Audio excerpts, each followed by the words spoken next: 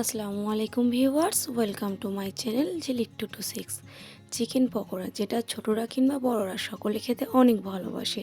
বিকাল কিংবা সন্ধ্যাবেলার জলখাবারে চিকেন পকোড়া হলে আর কোনো কথাই নেই। আর বাড়িতে থাকা সামান্য কিছু উপকরণ দিয়ে বানিয়ে ফেলুন, খেতে যেমন টেস্ট আর করতেও বেশি সময় লাগে না। তাই স্কিপ না করে পুরো ভিডিওটা দেখতে থাকো।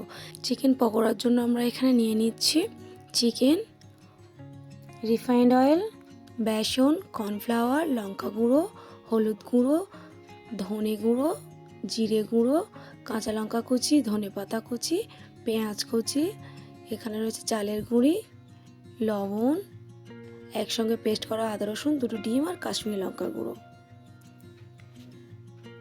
ফার্স্ট ম্যারিনেশনের জন্য এখানে নিয়ে নিচ্ছি পেঁয়াজ কুচি,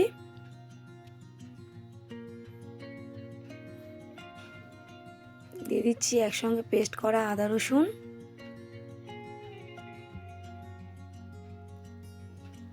লবণ পরিমাণ মতন,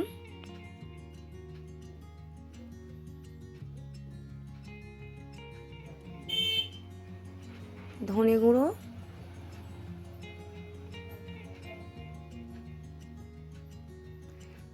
জিরে গুঁড়ো,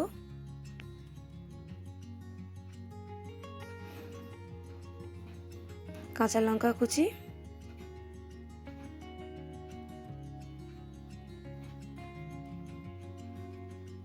ধনে পাতা কুচি,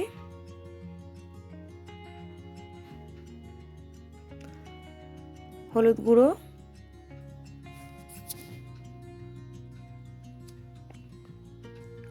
লঙ্কা গুঁড়ো। এখানে আমরা কাঁচা লঙ্কা ব্যবহার করছি, তাই গুঁড়ো লঙ্কাটা অল্প ব্যবহার করলাম। আর সবশেষে দিয়ে দিচ্ছি রিফাইন্ড অয়েল। সবগুলো উপকরণকে একসঙ্গে ভালো করে মিশিয়ে নিতে হবে। তো দেখতেই পাচ্ছ আমরা এখানে খুব ভালো করে মিশিয়ে নিচ্ছি। তো আমাদের মেশানো হয়ে গিয়েছে, এটা 30 মিনিটের জন্য ঢাকা দিয়ে রেখে দেবো। 30 মিনিট পরে আবার ঢাকনা খুলে সেকেন্ড ম্যারিনেশনের জন্য দিয়ে দিচ্ছি এর মধ্যে ডিম,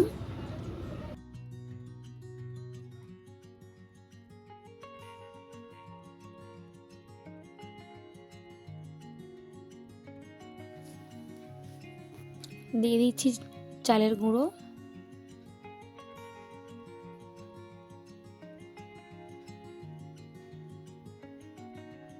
কর্নফ্লাওয়ার,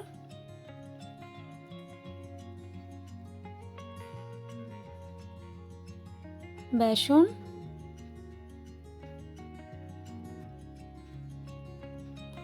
আর সবশেষে দিয়ে দিচ্ছি কাশ্মীরি লঙ্কার গুঁড়ো। এখানে ফুড কালার ব্যবহার করা যায়, আমরা কাশ্মীরি লঙ্কার গুঁড়ো ব্যবহার করলাম। সবগুলো উপকরণকে আবারও ভালো করে মিশিয়ে নিতে হবে। তো দেখতেই পাচ্ছ এখানে খুব ভালো করে মিশিয়ে নিচ্ছি আমরা।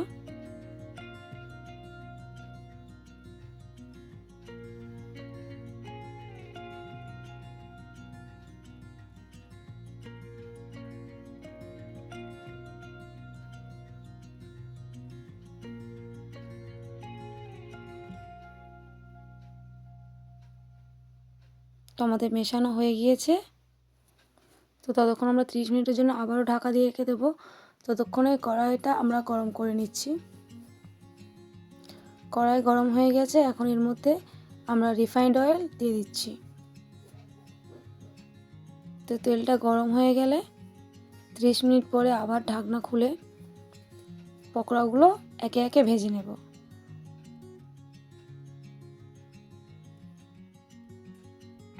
তো দেখতেই পাচ্ছ একে একে আমরা সব পকোড়াগুলো এর মধ্যে দিয়ে দিচ্ছি।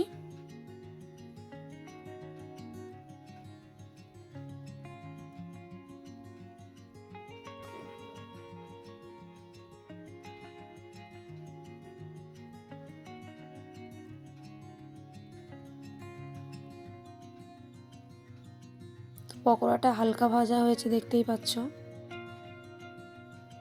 এই হালকা ভাজা পকোড়াগুলো আমরা তুলে রেখে দেব আরও একবার ভাজার জন্য। তো সবগুলো পকোড়া আমরা এখানে তুলে নিচ্ছি।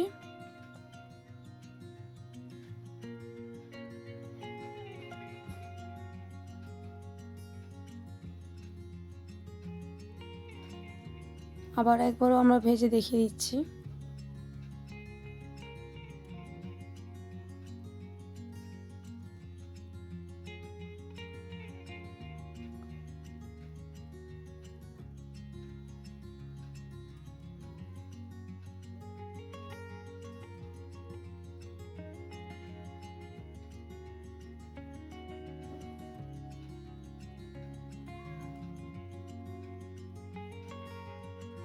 তো দেখতেই পাচ্ছ পকোড়াগুলো হালকা ভাজা হয়ে গিয়েছে।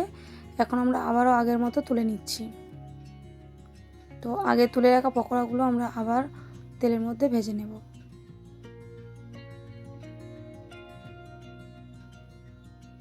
দেখতেই পাচ্ছ একে একে পকোড়াগুলো দিয়ে দিচ্ছি।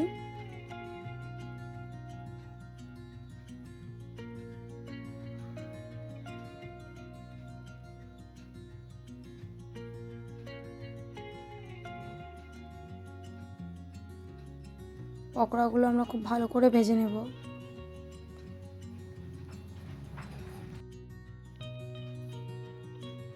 তো পকোড়াগুলো পুরোপুরি ভাজা কমপ্লিট হয়ে গেছে, দেখতেই পাচ্ছ সুন্দর কালার চলে এসেছে। এখন আমরা পকোড়াগুলো তুলে নেব। পকোড়ার রেসিপিটা কেমন লাগলো তোমরা অবশ্যই কমেন্ট করে জানিও সকলে, আর প্রত্যেকে রেসিপিটা থেকে বাড়িতে ট্রাই করো।